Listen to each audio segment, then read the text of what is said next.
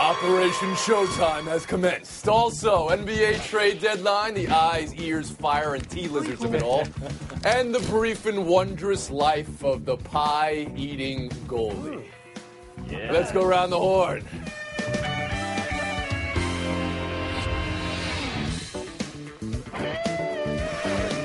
It's Around the Horn, the show of competitive banter. Here's Tony Reale. Oh, no.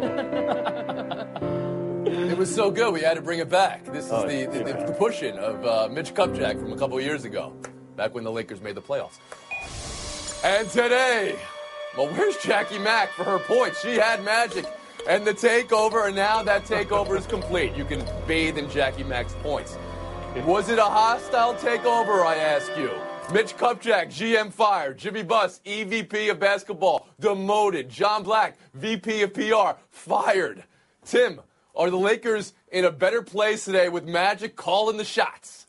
Well, that's about as hostile as it gets, and I would say they're maybe heading toward a better place. But for now, he's just doing, the stuff where you get rid of things you see as problems. The hard part is going from that and getting better players and developing a winning team. But, as far as them being in a better place, I would say this. Mitch Kupchak had a nice run as a GM until the last few years. His first 8-9 years as a GM, he was pretty good. And they won a title, and they won rings, and they did good things. Now, he made some bad moves with Nash and Howard and all the things trying to keep the team old and decent, and it fell apart.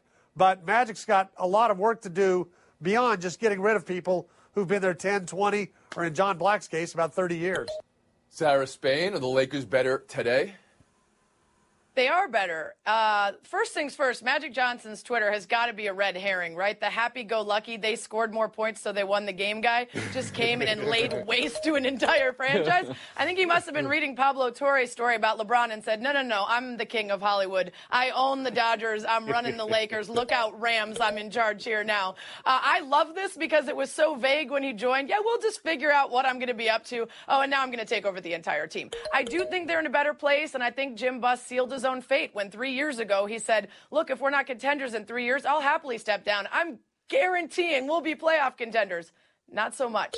KB, the Lakers today? No question they're in a better place. The one thing Magic Johnson is and always has been is a facilitator, whether it was on the court as a player or whether it was in business when he really delivered a lot of corporate America into communities in this country where they hadn't been. And now with the Lakers, I mean, who thought that he was just going to come in there and sit around and watch what was going on around him? He wasn't going to allow that to happen. And he came in, he made an assessment, he was given power by Jeannie Buss, and he exercised it. Good for him. No tears from Mitch Kupchak. A long run, most of it pretty good, as Tim pointed out. But these last 4 years have just been disasters for an iconic franchise in the NBA. And so you put up what the Lakers are doing and what Magic Johnson probably is going to do against what the other iconic team on the East Coast is doing up in New York City. No comparison. Okay, no, we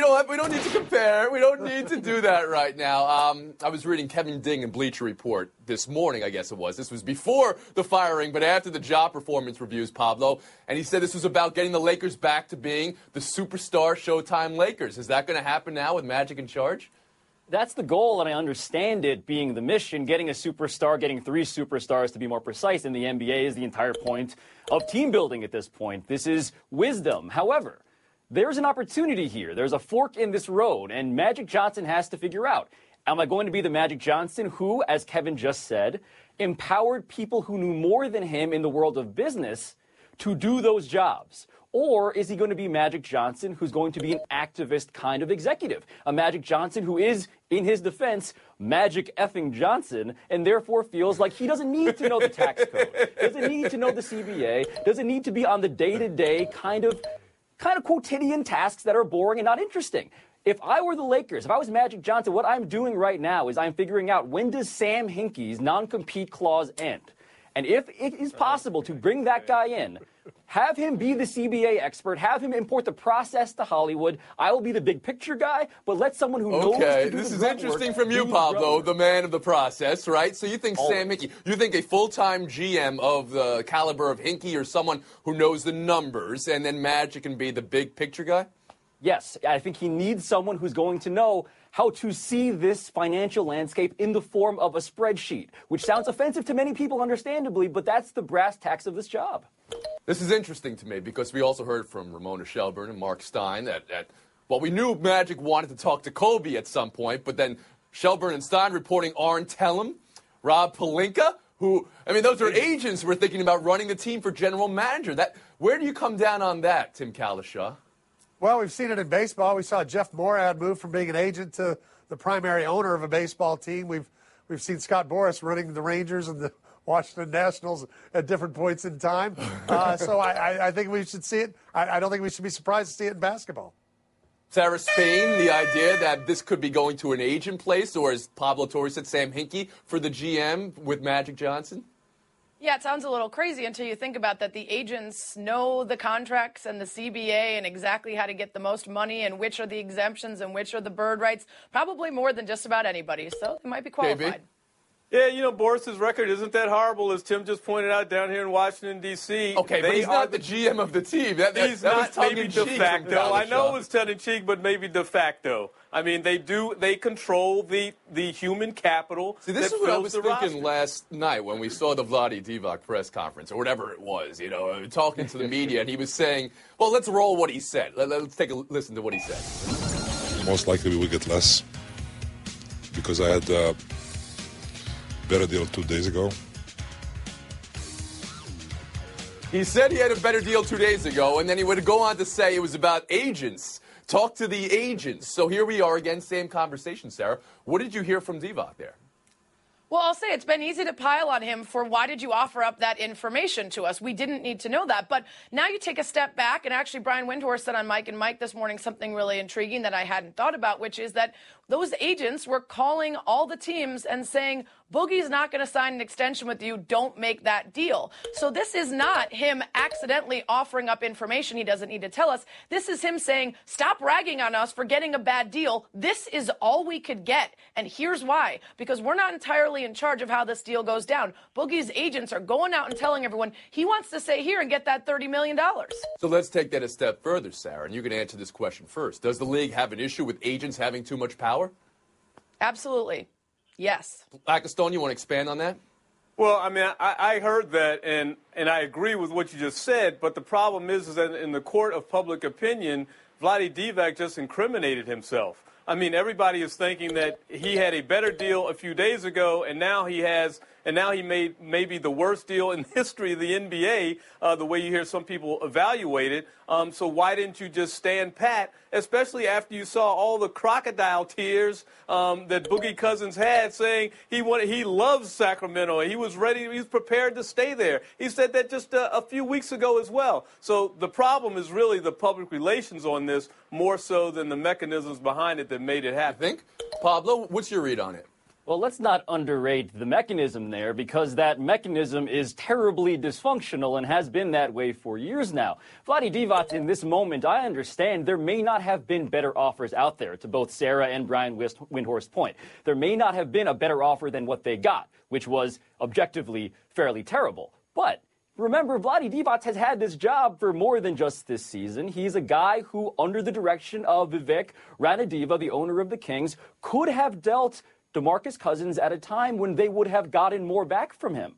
I mean, they would have gotten more if they had done this deal and pulled the trigger, instead of doing stuff like saying, we're not going to trade Boogie Cousins because we want him to stay here. This is an optics thing, which is a big problem, and it's also a machinery thing. And I know you're about to mute me for that, Tony. I appreciate it. Yeah, optics is a big problem in this moment. I'm holding back I'm going to for a let you second. finish, but... Well, specifically, I want. Did you hear that the Pelicans had an offer for Okafor that was the same, was what brought back Cousins? I mean, does that even register in your brain, Pablo? It doesn't make sense that you have a guy, a top 12, top 10 level talent, a guy who could be one of the 3 best players on a championship team, and this is how you let him go, and you get back Buddy Hield and potentially another fairly decent draft prospect. That is a massive failure of asset management. Kalisha, we just went through a lot there, talking about it. Right. Do agents have too much power? Players have too much power here? Your view of Divock, what he said, and the whole agent thing. Well, I think starting with Divock, I think people are beating up on him a little too much because I really think he's taking one for the team. He says he's in charge of the basketball decisions, but I think there are a lot of people suggesting this owner drove him to take whatever deal he could finally get, and this is what he ended up with. And this is, as he said, agents didn't exactly help him along the way. So I don't think it's all on Vlade. As far as that last part, though, about Okafor, I mean, the interesting thing to me is I think people are still scared of the idea of spending $200 million or more on a player, and especially on a player, even a really good one like DeMarcus Cousins, who has had run-ins with media, teammates, coaches, and even though the money is there and the teams are bringing it in, the idea of giving it out still frightens people. I saw Ramona report also that this deal being what it was kind of lowers everybody else's value for the rest of the week, because if Boogie's getting that in return, what are you going to get for Jimmy Butler? I mean, what are you going to get for Carmelo Anthony if that would ever happen? The Butler thing is interesting to me because, well, let's take a look at Isaiah Thomas's tweet from last night. Quote, eyeballs, end quote. Pablo Torre, you clap, speak, clap, that, clap language, shrug, monkey covering eyes, or sunglasses for Isaiah Thomas. I feel like there is some red siren type emoji relevance here because Isaiah Thomas last year did the same thing before they acquired Al Horford.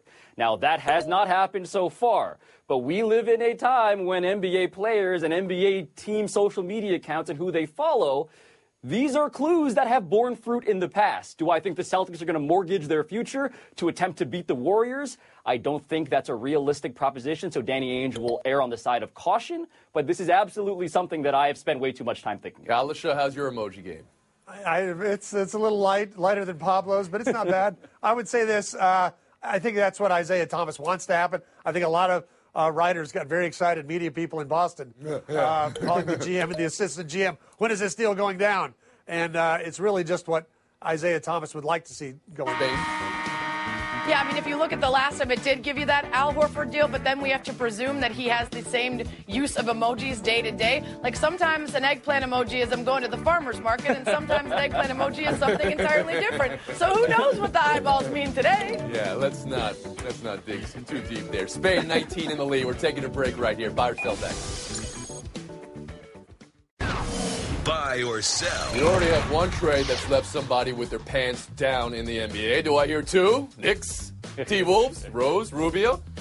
Trade machine me, Tim Kalishaw. Does this make sense for Minnesota to want Derrick Rose for 2 months in a playoff push? Not at all. You bring in the great defensive coach to speed up the development of Karl Anthony Towns, of Wiggins, of Chris Dunn, of all the good young players, and then your answer is, I'm going to go get the point guard who's on the way down to the end of his career, but he played for me for 7 years. That doesn't work. Sarah? Yeah, the financials of a one-on-one deal might work out, except for Ricky Rubio has 2 years left and Rose only has 1. And the whole point of getting rid of Ricky Rubio is because you want to make Chris Dunn your point guard. You bring in Derrick Rose, who is looking for a new contract and is averaging about 20 points a game. You think he's just going to sit back and let this young guy take over? Bad idea. Lack of Stone? I like it in part because I've never been enamored with Ricky Rubio. I mean, other than getting you a bunch of assists, which is a good thing, what else does he really do for you? He can't score the ball, doesn't shoot the ball. Why not bring in Derrick Rose, reunite him with his old coach? And you know what? He may surprise you. He may be a good mentor for Chris Dunn. Pablo Torre. Look, if I'm the Timberwolves, I am not doing this, but if I'm the Knicks, I am all about it because Derrick Rose shoots 24% from 3, takes 1 a game. That's not good fit-wise on that team. But if Phil Jackson can hit undo on something that was toxic for the city and for that team and Derrick Rose, then absolutely I'm in favor of it. Okay.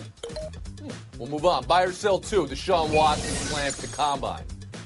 Run, throw, meetings, everything.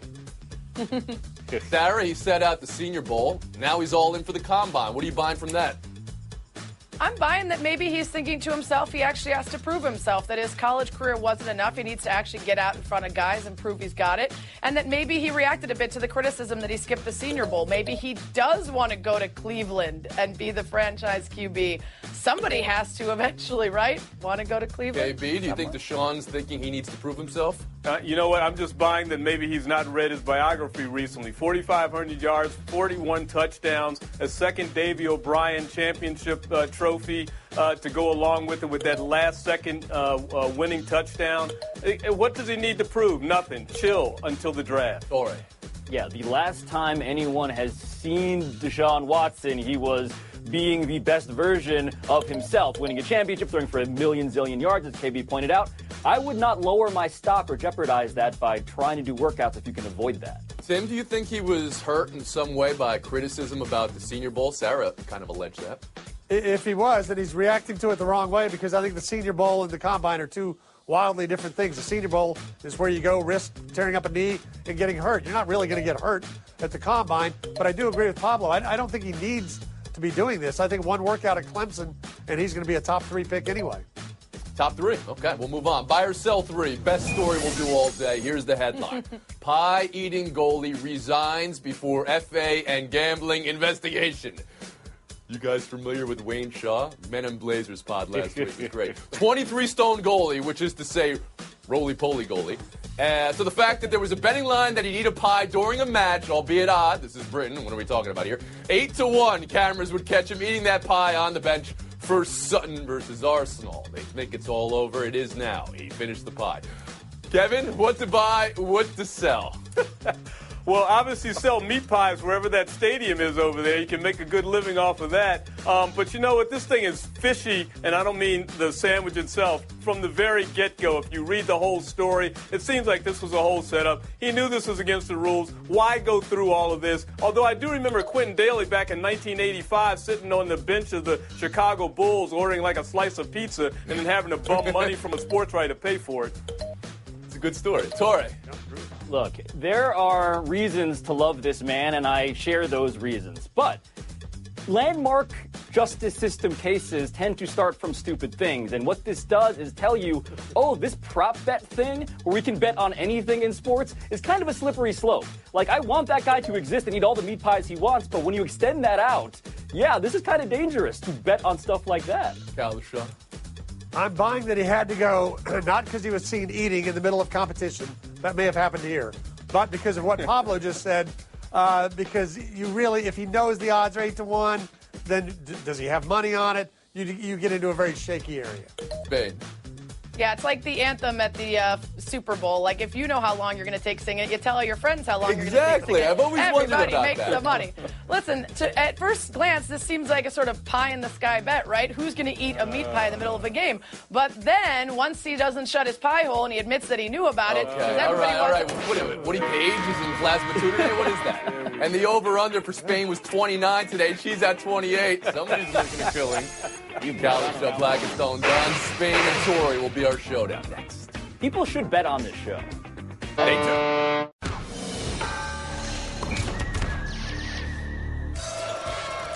Allen throws it down! The dunk of the year! The dunk of the year in the league! Did Jared Allen just detonate the dunk of the year? The dunk of the year in the league, like Fran Fraschilla said, Sarah? I mean, we know the NBA All-Star Dunk Contest is really taking a dive when we're 3 days after Glenn Robinson III toasting everyone, and we've already got a dunk of the year that beats him. But here's the thing about that. The audio of that dunk, that sounded like a door slamming shut. I've never heard that sound in that vivid audio before, and so that plus the hairstyle I appreciate. I'm giving a point for the audio of the year. You're absolutely right, Pablo. Point there. Showdown 2. No days off. Since the No Days Off chant, Bill Belichick has played golf with the Pebble Beach Pro-Am, agreed to narrate a World War II documentary, and renamed his boat, formerly called 5 Rings and 6 Rings, 7 Rings. Pablo, does Belichick need to start taking his own advice, or do you like this permanent vacation bill? Bill Belichick needs to stop preaching the fetishizing of work. Work-life balance is a good thing, people. Look at Bill Belichick, the hypocrite. Enjoy your time off. It's the only way you'll remain sane. I find it deeply troubling when someone is enjoying their time off and still unable to smile. Even at a parade, he's talking about working harder. So if we demand work-life balance out of everyone, it should not be Bill Belichick. Let me ask you a question. It says 7 rings because he has 5 as a head coach and 2 as an assistant. Is he allowed to count those 2 as an assistant, Sarah? Absolutely. Sometimes the assistants are more important than the head coach. I would be mad if I was another head coach who had less rings because I wasn't counting my assistant rings, but I get the... Okay, that's just too much talking. Point goes to Sarah Spain. Showdown 3 is for the point in the game, so you know it's serious. The Arizona Coyotes last night, this was in the middle of a game that they wound up winning over Anaheim 3-2, tweeting, "Attention fans in 112, we do not do the wave here." Sarah, is it okay for a team to tell fans how to cheer? Yeah, especially if it's the wave. The only appropriate wave was when discussing a divorce and when Harry met Sally. And the other time I saw a team telling fans what to do, it was when the Big Three arrived in Miami and they passed out cards telling you how to arrive on time and cheer for them. The wave is an act of democracy. You cannot suppress the will of the people. You can tweet about it. You can issue your directives from your throne, but the people decide. It's not up to you. Sarah Spain, 30 seconds of FaceTime. Go ahead. So we've been talking about this Boogie Cousins deal all week, and the thing that really stuck with me is that if you try to do the deal in NBA 2K17, they won't let you do it. The little window pops up and it tells you that Boogie Cousins is essentially an untradeable option, and unless I get something that blows my mind, I'm not giving him away. And they gave him away for basically Buddy Hield and a Tony Reali signed headshot. So I don't think it's playing in that game. It's certainly not playing for any of us in real life either. Sarah Spain, you were 8-1 to have a pie during today's FaceTime. You didn't do it. All right. But she is the 14th fastest to 12 wins. Congratulations. Shows for you. Nice.